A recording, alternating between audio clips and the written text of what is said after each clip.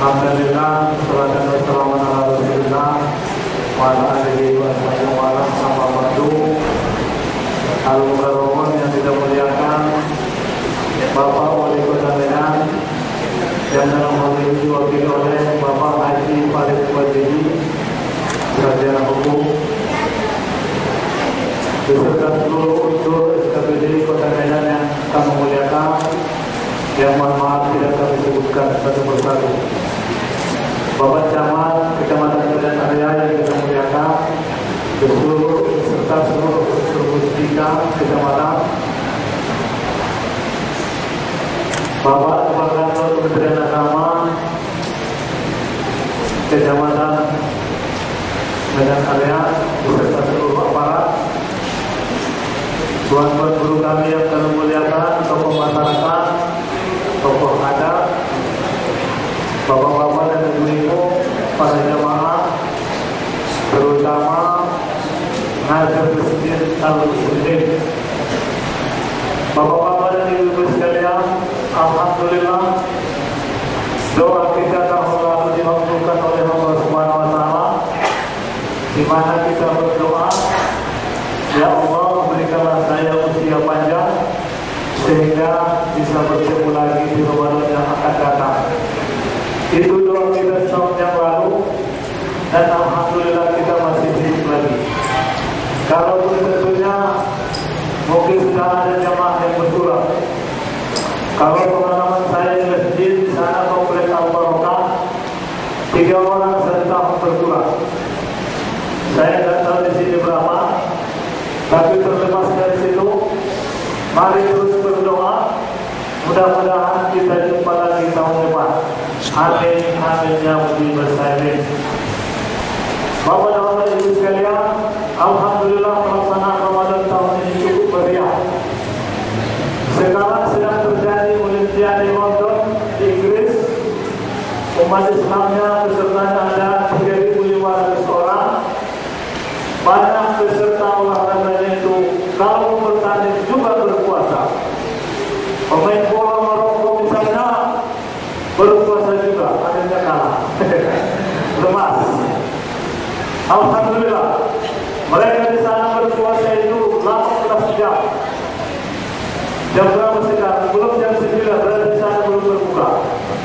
Berbuka jam 9 malam, dan nanti jam 3 sudah bisa. Jadi 18 jam. Alhamdulillah kita Indonesia berada di daerah khatulistiwa, jadi berpuasa itu stabil di antara 13 jam lebih. Kecuali ada yang mau puasa 12 jam atau 11 jam boleh. Tapi caranya besok pagi naik pesawat ke Papua. Mudah-mudahan tiba-tiba 2 jam. Habis sahur di sana, naik pesawat lagi ke Medan. Jadi puasanya hanya 10 jam. Tapi itu ada saja namanya ya. Kebahasaannya karena pakot itu. Bapak-bapak dan ibu sekalian, memang luar biasa pengalaman puasa tahun ini, dan memang perkembangan Islam luar biasa juga. Saya kebetulan setahun yang lalu dibawa Bapak Farid Wajidi ke Amsterdam Belanda, Brussels Belgia, Italia, Roma, dan Prancis. Di sana perkembangan Islam luar biasa Bapak-bapak. Islam berkembang di antara 10 sampai 15%. Menurut perhitungan tahun 2020 atau 8 tahun lagi, 25% Muslim Eropa itu adalah Islam. Penduduk Eropa adalah Muslim. Bapak dan Ibu sekalian, oleh karena itu ada kekhawatiran. Maka sekarang ada upaya untuk mencoba mengurangi perkembangan Islam itu. Salah satu upaya yang dilakukan ialah dengan mengembangkan negatif kampanye negatif terhadap Islam. Islam disebut agama teroris, ya kan? Sehingga banyak orang yang tak berani lagi pakai jenggot. Di sana, alhamdulillah, di sini masih banyak. Islam dibilang agama yang suka kawin. Begitulah dikembangkan sehingga menimbulkan kesan atau image yang jelek terhadap Islam. Tetapi alhamdulillah tidak bisa menahan perkembangan Islam itu. Salah seorang orientalis namanya Alfred Willoughby dari Italia. Dia menulis sebuah buku yang berjudul Islam in the West. Ini sudah diterjemahkan dalam bahasa Arab dengan judul Al-Islam wal Mustasyrikun. Apa katanya? Islam tidak akan bisa hancur selama ada 6 hal. Islam tidak akan bisa hancur selama ada 6 poin. La tazhabul Islam, maka Islam disitu. Selama ada 6 Islam tidak akan bisa hancur. Bapak dan Ibu sekalian, tantangan yang kita hadapi selain kembali yang negatif, ada juga sekarang upaya-upaya merusak budaya kita. Ada istilahnya fashion, pakaian, ya kan? Banyak pakaian itu tidak sejalan lagi dengan budaya kita. Ada istilah bupati, buka paha tinggi, ya kan? Ada rok mini. Karena kami yang pakai rok mini itu orangnya pendek, hitam pula, rok mininya kotak-kotak pula. Akhirnya makin pendek namanya. Padahal rok mini hanya cocok kalau orangnya tinggi. Ada istilah sekulda, bukan itu sekitar wilayah dada. Itu sekarang yang dikembangkan oleh remaja kita. Itu gunanya untuk merusak budaya kita. Ada lagi food, makanan yang beredar itu kecuali yang dibuat umat Islam di atas 50% tidak jelas kehalalannya. Mulai dari makanan yang siap saji ataupun roti dan sebagainya. Kalau kita makan terlalu enak, harus kita curigai. Jadi saya suka makan malam kebetulan kemana-mana, saya coba, kalau enak besok tak datang lagi. Berarti ada masalah di situ, ya kan? Melalui makanan, fashion atau fashion food makanan, dan ada money, hiburan. Remaja kita cuma dirusak dengan hiburan. Coba kita lihat di televisi, mulai jam 6 pagi sudah ada musik-musik berjoget-joget.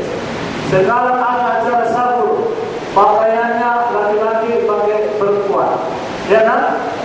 Padahal Majelis Ulama sudah melarang itu, meminta bahwa acara Ramadan, sabur Ramadan dan sebagainya harus sesuai dengan nilai keislaman. Tapi tadi malam saya sengaja melihat di salah satu siaran televisi, kalau saya tidak salah Trans TV, masih ada lawannya itu laki-laki memakai pakaian perempuan. Apakah budaya apa? Kapan itu akan berhasil? Iya. Sekarang sudah mulai terjadi kerusakan moral di kalangan generasi kita. Bapak dan Ibu sekalian, oleh karena itu, mari kembali kepada kalangan Alfred Willoughby tadi. Ada 6 kekuatan. Kalau ada 6 kekuatan itu, insya Allah kita tidak akan bisa hilang dari persada Indonesia atau dunia. Karena pertimbangan waktu mungkin saya hanya menyampaikan 2 saja. Yang pertama adalah Al-Quran. Selama ada Al-Quran, selama itu Islam tidak akan bisa hilang. Kenapa? Pertama, Al-Quran adalah kitab suci yang keasliannya masih terjamin sampai sekarang. Tidak ada perubahan sedikit pun di dalam Al-Quran. Dalam pertemuan ulama internasional di Jeddah tahun 2004, Amerika meminta agar diulangi 2 surat Al-Quran, surat At-Taubah dan surat Al-Anfal. Kalaupun melalui tekanan, alhamdulillah ulama kita tetap sepakat bahwa Al-Quran tidak mengalami perubahan. Itu kekuatan dan ulama. Yang kedua, kandungan Al-Quran mencakup seluruh aspek kehidupan. Masih menurut orientalis, apa katanya? Islam Al-Quran does indeed a system of theology, but a complete civilization. Islam tidak hanya berbicara urusan ketuhanan, tapi menyangkut dengan seluruh aspek kehidupan. Maka semua permasalahan ada dalam Al-Quran. Urusan pemerintahan ada, ekonomi ada, pendidikan ada. Salah satu sumbangan Islam melalui Al-Quran ialah Angka 0 tidak ada dalam tradisi Yunani atau Romawi. Maka kita lihat angka Romawi itu kalau 10 kali, coba ya, 10 kali 12 kali tambah 2, 20 kali 2. Tidak ada angka 0.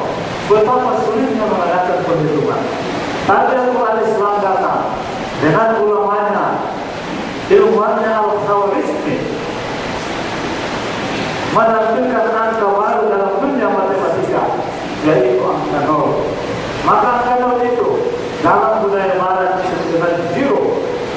Dan zero itu diambil dari Al-Quran, yaitu kata zarwa.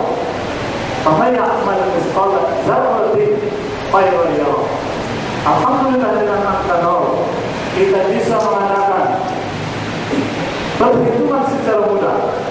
Kalau puluhan 0-nya 1, ratusan 0-nya 2, ribuan 3, jutaan 6, miliar 9 Pak ya. Karena tak pernah melihat miliar 9. Nanti akan dikasih Pak Wali Kota dalam miliar sama kita untuk membangun masjid ini. Tadi sudah disampaikan, tapi belum sampai 9-nya ya. Belum berapa tadi? 6 tadi. Dia tadi sudah dikasihkan dia sudah dari Pak ya. Dia akan juga. Kata beliau itu untuk membangun masjid kita jadi 10 tingkat.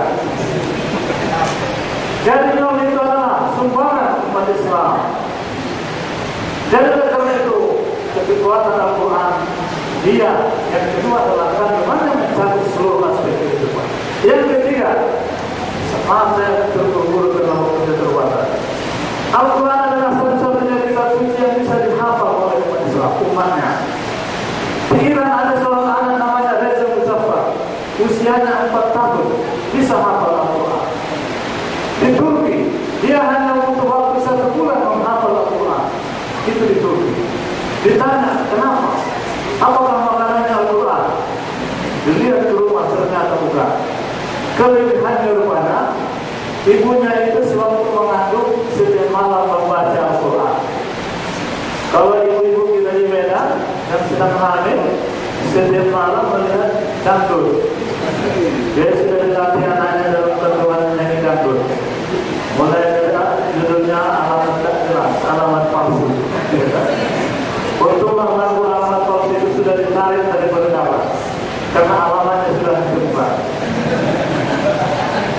Jadi oleh karena itu maka mari para itu menjaga Al-Quran. Kalau kita orang tua mungkin tidak bisa membaca Al-Quran, mari kita wariskan kepada anak kita. Kita wariskan, jangan sampai anak kita belum bisa membaca Al-Quran. Orang tua kami mungkin ada yang belum bisa membaca Al-Quran, belajar. Nanti lapor kepada belajar kita akan mengirim kemari. Kirim nanti ibu Medan atau ibu Sumatera Utara, kita akan kirim gurunya. Dalam waktu 6 jam Bapak bisa membaca Al-Quran. Kenapa? Orang tidak bisa masuk surga kalau tidak bisa membaca Al-Quran. Ya kan? Minimal Fatihah dan Al-Quran itu. Itu kekuatan kita yang pertama. Yang kedua kata Al-Quran, kekuatan kita adalah masjid. Selama ada masjid, selama itu Islam akan tetap eksis. Beberapa waktu ini ada beberapa masjid yang terbongkar di kota Medan. Alhamdulillah berkat dukungan sepenuhnya dari wali kota Medan, masjid itu sudah dibangun kembali. Jadi oleh karena itu tadi sudah ada laporan akan ada renovasi di sini. Kita berharap tidak hanya renovasi, tapi mari kita bangun masjid kita ini menjadi representatif. Jika perlu ini kita jadikan sebagai masjid kecamatan, gitu Pak ya, masjid kecamatan, di mana setiap tahun ada kegiatan kecamatan kita adakan di sini. Kita melihat lokasinya cukup luas, tinggal menggeser sedikit ke belakang, sedikit 2 tingkat, insya Allah akan bisa. Kalau perlu ada desmen di bawah untuk parkir. Kenapa? Bagi umat Islam masjid tidak hanya sebagai tempat ibadah, tetapi juga sebagai tempat atau media pembinaan umat. Bapak dan Ibu sekalian, itulah dua yang menjadi kekuatan kita.